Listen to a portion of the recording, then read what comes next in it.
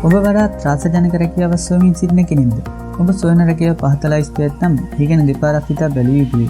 ඒ ආකර්ෂණීය හා හොඳින් ගෙවීමක් කිරීමට ඉඩ ඇත. නමුත් භයානක යන වචනේ තේරුම ඒවා හොඳින් විස්තර කරයි. ඔබ සිතන්නේ මින් කුමක් භයානක රැකියාව වේද? සර්ප විෂය එකතු කරන්න. සර්ප විෂ ගොවියන් ලෙස හඳුන්වන මොහු සර්පදල කුඩා ප්ලාස්ටික් භාජනවල ආධාරයෙන් තෙරපීමක් ලක් කර සර්පයන්ගේ විෂ එකතු කරන්නේ. විෂය වෙන් කර ගන්නා විෂ බොහෝ දේ සඳහා යොදා ගැට හැකි නමුත් ඉතා වැඩි වශයෙන් භාවිත වන්නේ වෛද්‍ය පරීක්ෂණවලදී හා ප්‍රතිදේහ නිපදවීමයි.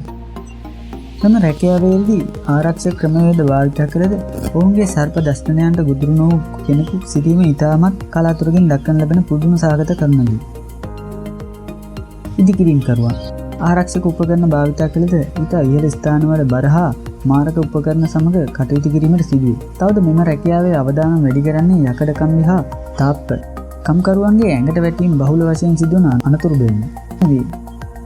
කුරියකරුවන් ලෝකයේ බොහෝ රටවල කුරියකරුවන්ගේ රැකියාව භයානක අනුතරදායක රැකියාවල් ලෙස නම් කර ලබයි. මන්ද ඉතා බීමත්ව සිටින පුද්ගලයන්ගේ සාදයකට පීත්සා රැගෙන යන කුරියවරයෙකු තම සේවාව ලබා දීමට යාමදී ඇතිවන උණුසුම් තත්ත්වය සලකා බලන්න. එහිදී ඔහුව කොල්ල කැමට, මංකොල්ල කැමට හෝ වෙනත් අපරාධයකට ගොදුරු වීමේ හැකියාව ඇත. බුල් රයිඩර්වරුන් මෙම රැකියාව 90 දශකයේ ඉතාම ජනප්‍රිය රැකියාවකි. ඉතාමත් ඉහළ මුදලක් ලබා දෙන බවට පොරොන්දු වූ විට තප්පර 8ක පැදවීමක් කළ යුතුය. නමුත් මෙම ගෙවීම වගේම එම පුද්ගලයාට ඉතා අවාසනාවන්ත ලෙස අනතුරු වලට මුහුණ දීමට සිදුවේ. සෑම පැදවීම් 15කට වරක්ම ඔවුන් අනතුරු වලට මුහුණ දීමේ හැකියාව ඇති අතර අස්ථි මිදීම් වැනි දේ සැලකිය යුතු හානි ලෙස නම් කළ හැකිය. කඳුකර මඟ පෙන්වීම. ඉහළ කඳුකර තරණය සමහර පුද්ගලයන්ගේ සිහිනයකි. එම සිහිනය හා සම්බන්ධ රැකියාවකි කඳුකර මඟ පෙන්වන්න. ඔවුන්ගේ රැකියාව මඟ පෙන්වීම පමණක් නෙවෙයි. ඉතා බරින් වැඩි උපකරණ, බඩුව බාහිර ආදී රැගෙන යාම එහි කොටසකි. එමෙන්ම අනිත් අයගේ ආරක්ෂාව හා ඔවුන්ගේ වගකීමද මෙම රැකියාවේදී සැලකා බැලිය යුතු වේ. මයික්‍රෝචිප් නිපදවන්න. එදිනෙදා අපි භාවිතා කරන ලැප්ටොප් හා ජංගම දුරකථන භාවිතයේදී ඉන්ධනයෙන් පහසුවක් ලබයි. ඒ වගේම මේවා නිපදවන පුද්ගලයන් හට ඉතා ඉහළ වැටුපක් ලබා දෙනවා. මේ ඇති අනුතුරුදායක තත්ත්වය නම් මොවුන් භාවිතා කරන අන්තරාකාරී රසායනික ද්‍රව්‍ය. නැතහොත් ශරීරයට රහිත කර රසායනික ද්‍රව්‍ය භාවිතයයි. මෙයින් කෙටිකාලීනව අනතුරු නැතත් දීර්ඝකාලීන මේවා භාවිතයෙන් උපත් අඩුවීම, ශ්වසන රෝග ඇතිවීම, පිළිකා ඇතිවීමට ඉඩකඩ ඇත.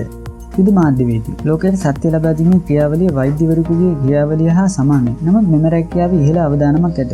මන්ද යුද භූමියේ සිටින විට මුහුණ දීමට සිදුවන වද හිංසා වැනි කාරණා නිසා වෙනි. තවද මෙහි මාධ්‍යවේදියෙකු වද සතුරා ඔබ එක ඉලක්කයක් පමණි. එබැවින් මරණය වූද මෙම රැකියාවේදී නිරත වන්නන් හට ලැබිය හැකිය.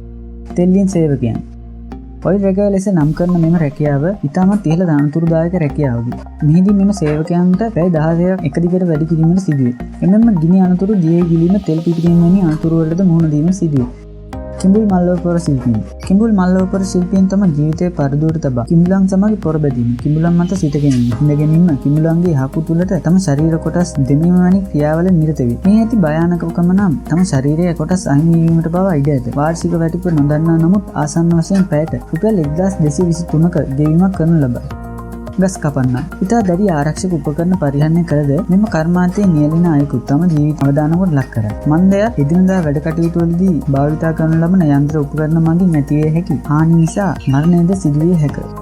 මසුන් මරන්න නැතොත් දීවැනි. මසුන් මැල්ලීම ඉතා සාමාන්‍ය කාරණයක් ලෙස නොසලකන්න. මන්ද ගැඹුරු මුහුදේ අනපේක්ෂිත කාලගුණික විපර්යාසයන්ගෙන් පිරි ජීවිතයේ ඉතා කටුකය. තවද යන්ත්‍ර උපාංග ක්‍රියා විරහිත වීමෙන් ඔවුන්ට සිදුවන කරදර පවා ඉතා ඉහළ මට්ටමින් පවතී. එම නිසා මෙම රැකියාවද භයානක රැකියාව කොටසට අයත් වේ.